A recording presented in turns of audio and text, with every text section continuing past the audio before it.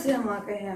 नमस्ते everyone, welcome back to mathematics. I am Stuti और हम पढ़ रहे हैं क्लास 11th मैथमेटिक्स में चैप्टर 1 सेट्स। और दिस इज हमने लास्ट वीडियो में इक्वल सेट्स के बारे में समझा था और आज हम लोग करने वाले हैं एक्सरसाइज 1.2। ठीक है, और एक्सरसाइज 1.2 में 6 क्वेश्चंस हैं, तो हम लोग आज इस वीडियो में क्वेश्चन 1 और 2 को कवर करेंगे। Okay, and we will understand about it. तो देखो, इस एक्सरसाइज में आपको दो कॉन्सेप्ट की जरूरत पड़ने वाली है। पहला, एक्चुअली दो नहीं 3 कॉन्सेप्ट पता होने चाहिए आपको, जो हम लोगों ने पढ़ रखा है इन लास्ट लेक्चर्स कि एम्प्टी सेट क्या होता है, फाइनाइट इनफाइनाइट सेट और इक्वल सेट। ठीक है, तो first I will quickly give you a hint और रिविजन की क्या होता है। आपको पता है एम्प्टी सेट मतलब होता है खाली, है ना। एम्प्टी मतलब क्या होता है, देखो एम्प्टी सेट मतलब होता है खाली, जो किसमें कोई एलिमेंट ही नहीं हो। तो कोई भी सेट जिसमें कोई एलिमेंट नहीं आ रहा है उसे हम क्या बोलते हैं, एम्प्टी सेट। और उसे हम लोग कैसे डिनोट करते हैं, ये ब्रैकेट, केवल ब्रैकेट लगाते हैं, एम्प्टी ब्रैकेट या फिर फाइव। ठीक है, अगर आपको एम्प्टी सेट को दिखाना है तो आप ऐसे दिखाओगे। दूसरा आप लोगों ने पढ़ा था फाइनाइट एंड इनफाइनाइट सेट।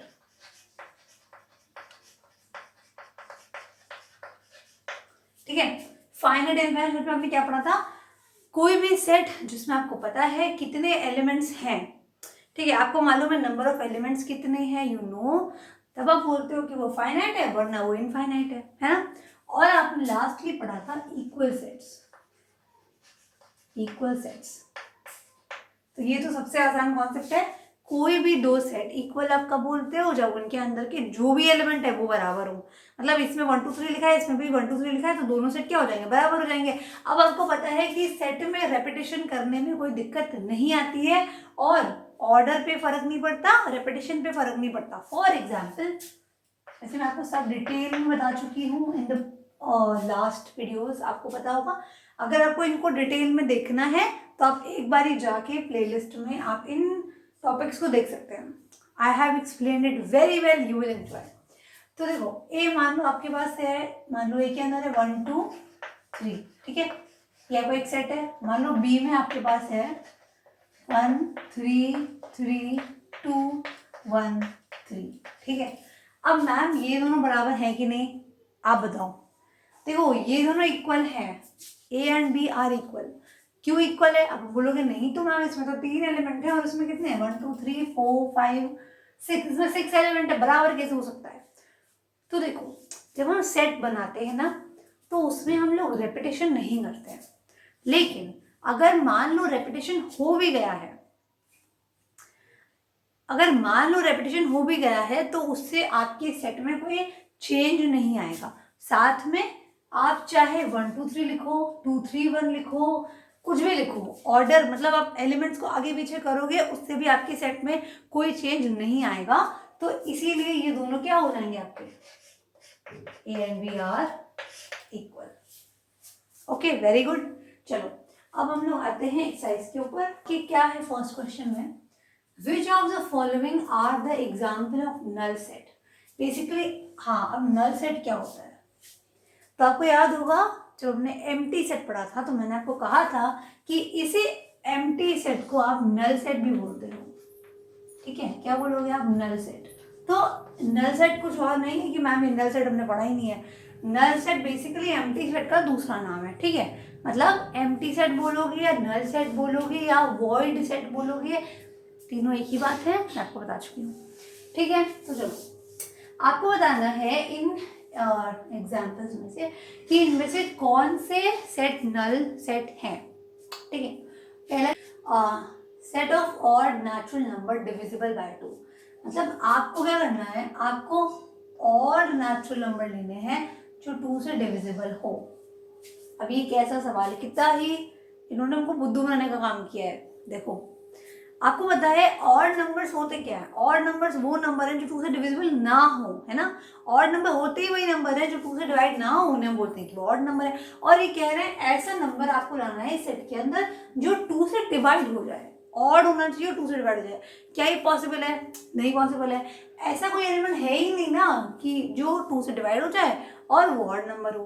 तो इसका मतलब क्या होगा कि this is a null set, है ना। तो ये क्या है आपका, ये नल सेट है। क्लियर हो गया? क्योंकि देखो इवन नंबर क्या होते हैं आपको पता है, इवन नंबर क्या होते हैं, जो आपके 2 से डिवाइड हो जाए, करेक्ट। लेकिन जो 2 से डिवाइड ना हो उन्हें बोलते हो ऑड नंबर। और यहाँ पे इन्होंने बोला है आपको ऐसे ऑड नंबर लेने हैं जिनका जो 2 से डिवाइड हो जाए। अब एक बात बहुत इंपॉर्टेंट ध्यान से सुनो, ये नहीं है कि मैम हम इसके अंदर 0 डाल देंगे ऐसे करके, 0 लेकिन मेरे को आए नहीं, 0 एक एलिमेंट है, समझ लो। यहाँ पे ये नहीं होता है कि आप कुछ नहीं है तो वहां पे 0 लिख दोगे, नहीं, 0 इज एन एलिमेंट। अगर आप 0 डालोगे ना तो ये आपका एम्प्टी सेट नहीं बनने वाला। ये बहुत ही छोटी बात है, बट आई नो इसमें बहुत लोग कंफ्यूज हो जाते हैं। देखो अगर मैं बोल रही हूँ एम्प्टी सेट, जो मैं आपको बताइए बात पिछले लेक्चर्स के अंदर, अगर मैं बोल रही हूँ एम्प्टी सेट तो इसका मतलब ये है कि मेरे सेट में कुछ नहीं है। समझ में आया? इसमें कुछ भी नहीं है, खाली है ये पूरा। अब अगर इसमें आपने 0 डाल दिया है तो इसके अंदर एक एलिमेंट तो आ गया ना। और अब बोलोगे मैम ये तो 0 है, नहीं, 0 की वैल्यू पे मत जाओगे, 0 की वैल्यू कुछ नहीं होती है। 0 है बट है तो, एंड आपको कहा है कि इसमें कुछ भी नहीं है, खाली है। इसी वजह से ये नहीं होना है कि अगर मान लो कोई एम्प्टी सेट है तो आप बोल दो इसमें 0 डाल दोगे, नहीं, ये मत करना, ठीक है। तो ये क्या बन गया आपका, ये आपका बन गया एम्प्टी सेट, नल सेट। और अगर आप इसको लिखोगे तो आप लिख सकते हो दिस इज इक्वल टू 5 क्यों? क्योंकि हम लोग एम्प्टी सेट को 5 से डिनोट करते हैं, ठीक है, बहुत बढ़िया। अगला है आपके पास set of even prime number. अब बताओ आपको क्या लेना है, आपको लेने हैं वो नंबर जो कि क्या हो, इवन भी हो और प्राइम भी हो। अच्छा भाई, इवन भी हो प्राइम भी हो। अब आपको पता है प्राइम नंबर वो होते हैं जिनके पास केवल 2 फैक्टर होते हैं, एक 1 और एक को खुद, है ना। और इवन प्राइम नंबर आपने पहले पढ़ रखा है, केवल एक होता है और वो होता है 2, राइट। ये तो सबको पता ही है, आप लोग क्लास 11th में पहुंच गए हो। तो यानी कि इस सेट में कौन आएगा, 2 आ जाएगा। बोलो सही बात है ना, इवन नंबर आपका 2 है ना। और इवन प्राइम नंबर सिर्फ एक होता है, वो होता है 2। 2 is the only even prime number, you have learned it. And आपका यहाँ पे आ जाएगा 2। अब देखो आपके सेट में तो एलिमेंट आ गया, 2 आपका एलिमेंट है ना सेट का, तो आपके सेट में एलिमेंट आ गया। अब सेट में एलिमेंट आ गया, that means what, that simply means कि आपका सेट नल सेट नहीं है। ओके आपको बताना था कि आपका सेट नल सेट है कि नहीं, आपने देख लिया, आपका सेट नल सेट नहीं है। अगला है आपके पास x such that x is a natural number, x is less than 5, x is greater than 7.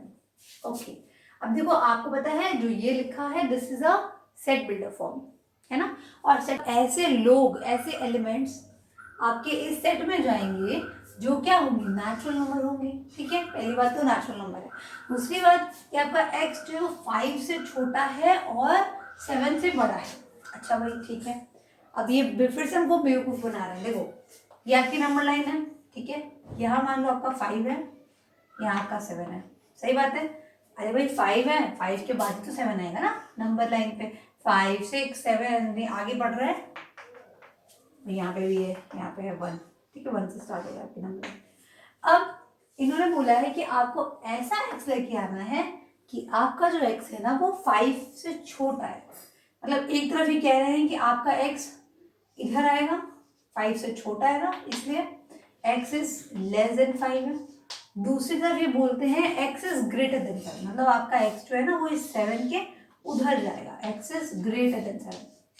अब भाई एक बात बताओ, एक ही नंबर, मतलब x एक नेचुरल नंबर है, x एक ही नंबर है ना, इट्स ओनली 1 नंबर की बात कर रहे हैं हम लोग।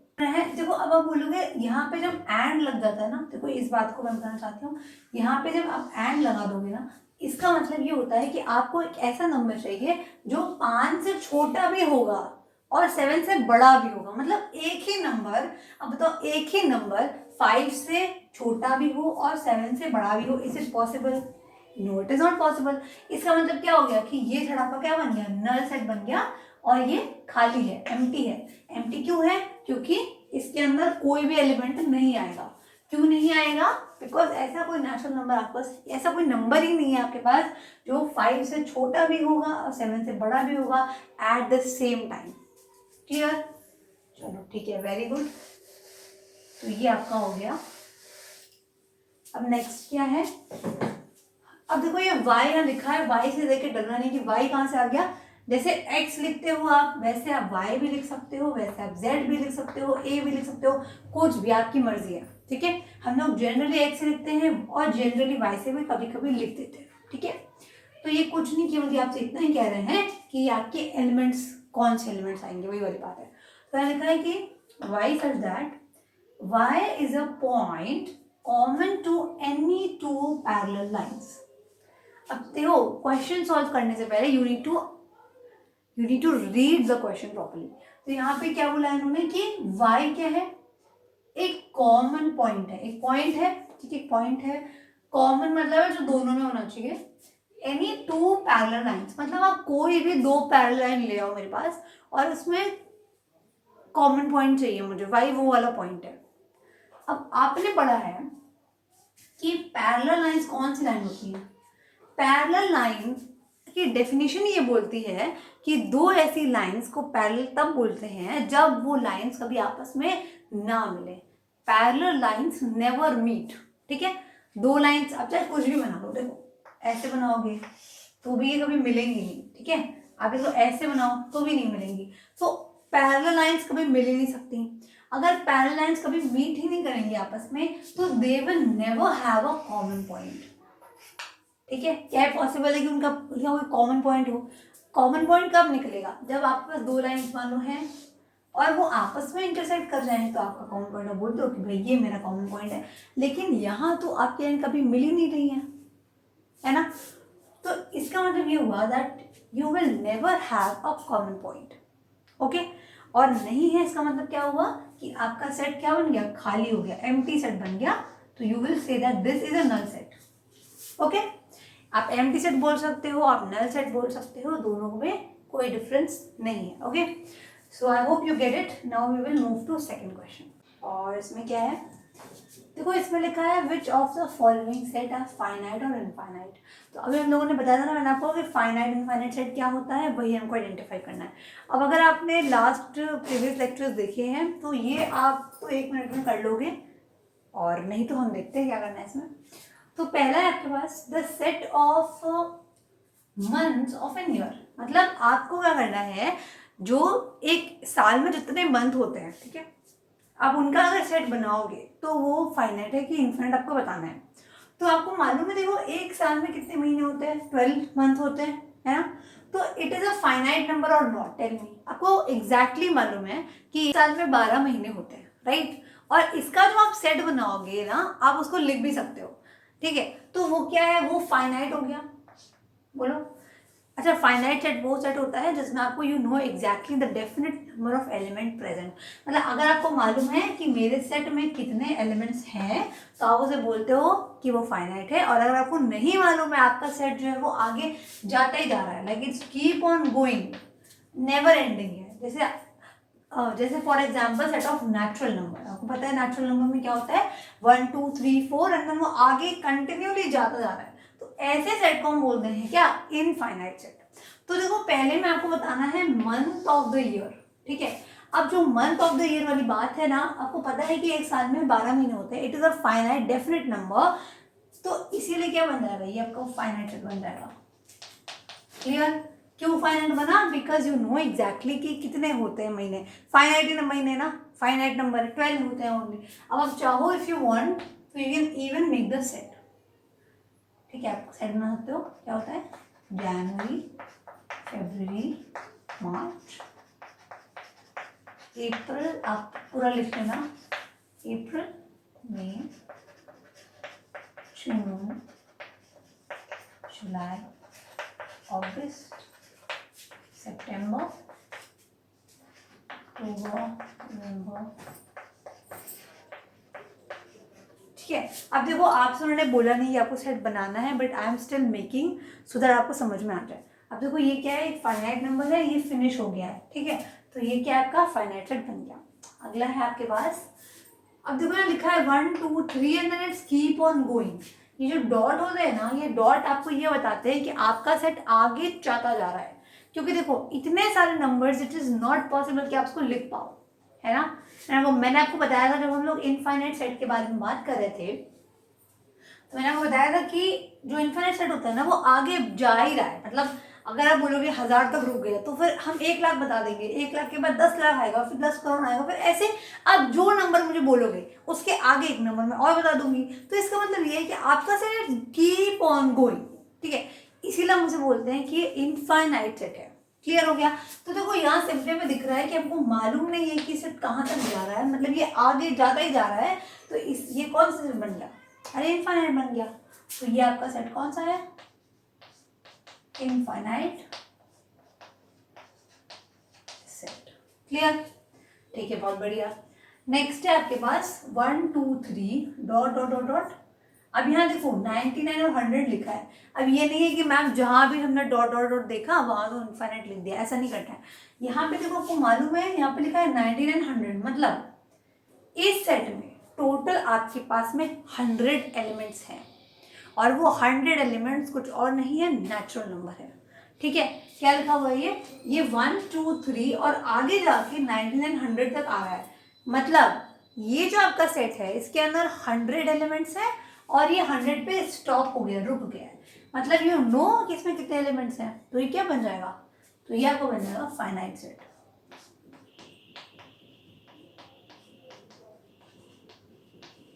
ठीक है। नेक्स्ट क्या है आपके पास, the set of positive integers greater than 100। ठीक है, मतलब आपसे कहा है कि आपकी जो, अब पहली बात तो मैम इंटीजर क्या होते हैं, आप you are in class 11th, I assume that you know what are integers. तो आपको पता है कि आपके पास एक नंबर लाइन होती है, प्यारी सी नंबर लाइन, जिसमें बीच में आपके पास में 0 होता है, ठीक है। और आपको पता है कि इधर साइड क्या होते हैं, पॉजिटिव नंबर होता है जिन्हें आप पॉजिटिव इंटीजर्स बोलते हो, है ना। और इधर साइड क्या होते हैं, नेगेटिव इंटीजर्स होते हैं, ठीक है। अब आपसे कहा है कि आपको कौन से नंबर लेने हैं, आपको पॉजिटिव इंटीजर लेने हैं जो 100 से ज्यादा हो, ग्रेटर देन 100 हो। अब देखो आपकी नंबर लाइन पे मान लो बहुत सारे नंबर्स आएंगे, यहाँ पे कहीं 100 आ गया। अब आपसे बोला है ग्रेटर, मतलब 100 से भी आगे नंबर लेने हैं पॉजिटिव इंटीजर। तो ऑब्वियसली बात है भाई, इधर है तो पॉजिटिव नंबर ही आएगा, और आपको ग्रेटर देन 100 लेना है, दैट मीन्स आपको इधर वाले नंबर्स को लेना है। अब जब आप सेट बनाने जाओगे, ये कौन सा सेट बना हुआ है, सॉरी ये तो आपको सिर्फ लिखा है। आज जब आप इसको बनाने जाओगे रोस्टर फॉर्म, तो आप क्या लिखोगे 101। अरे भाई आप देखो ना, इंटीजर आपको लेना है, और 100 के बाद का पॉजिटिव इंटीजर क्या होता है, 101 ही तो होता है ना। तो 101 102 103 and then it keep on going, ये ऐसा बन जाएगा। क्लियर। अब देखो आपको दिख रहा है कि ये तो आगे जाता ही जा रहा है। आपको सारे इंटीजर लेने हैं जो 100 से बड़े हैं, 100 से ज्यादा है। तो 100 के बाद के इंटीजर मैंने यहाँ लिख दिया। अब आपको पता है कि ये तो आगे जाते जा रहा है, तो ये कौन सा सेट बन गया, ये बन जाएगा आपका इनफाइनाइट सेट, है ना। अरे मैम ये तो बड़ा ही आसान है, हाँ बहुत आसान है, ठीक है। अगला है आपके पास the set of prime number less than 99। अब देख लो यार, जब आपके पास ऐसी स्टेटमेंट लिखी होती है, यहाँ लिखा है लेस देन 99, मतलब आपको 99 के पहले वाले प्राइम नंबर लेने हैं, प्राइम नंबर, ठीक है। अब आपको पता है प्राइम नंबर क्या होते हैं, 1 3 sorry 1 is not a prime number, 2 से स्टार्ट होता है, 2 3 5 7 11 13 ऐसे ज़्यादा आता है। अब देखो यार, जब यहाँ पे प्राइम नंबर बोला गया है ना, तो ध्यान आपको ये रखना है कि यहाँ पे हम ऐसा अज्यूम करके चलते हैं कि नेचुरल नंबर के बारे में बात हो रही है। क्लियर। और नेचुरल नंबर आपका 2 से बिगिन होगा। अब आपकी मर्जी है, ऐसे कोई ज़रूरत नहीं है if you want you can even make the पूरा सेट बना लो, बट कोई ज़रूरत नहीं है। आपको पता है कि 99 से छोटा है आपका नंबर, ठीक है, और आपका जो नंबर है वो आपका 99 से पहले आएगा, 2 से आगे जाएगा, और सारे प्राइम नंबर बताने हैं आपको। अब ऑब्वियसली क्या सेट है, ये एक फाइनाइट सेट है। क्यों? क्योंकि आपको मालूम है कि कितने नंबर ऑफ एलिमेंट्स इसमें आएंगे और आप उनको निकाल भी सकते हो, ठीक है। तो ये क्या हो गया आपका, this is your finite set. Okay, clear? चलो, very good. It for today's lecture. I hope कि आपको ये दोनों क्वेश्चन समझ में अच्छे से आ गए होंगे। अगर आपको कोई भी डाउट है तो let me know in the comments. And मैं एक बार आपसे कहूँगी कि if you have time please visit the last video जिसमें मैंने आपको टॉपिक समझाया। अगर आपको समझ में अभी भी ठीक से नहीं आया इक्वल सेट या कोई भी ऐसा कॉन्सेप्ट है या आपको अभी भी डाउट में है कि समझ में नहीं आया मुझे, तो एक बार आप जाओ वहाँ से, आप देखो, एंड आई एम श्योर कि आपको मज़ा आ जाएगा। So thank you for watching and do subscribe to Mathematics. I will meet you with the next question. Stay tuned and do subscribe. Thank you for watching. Keep learning.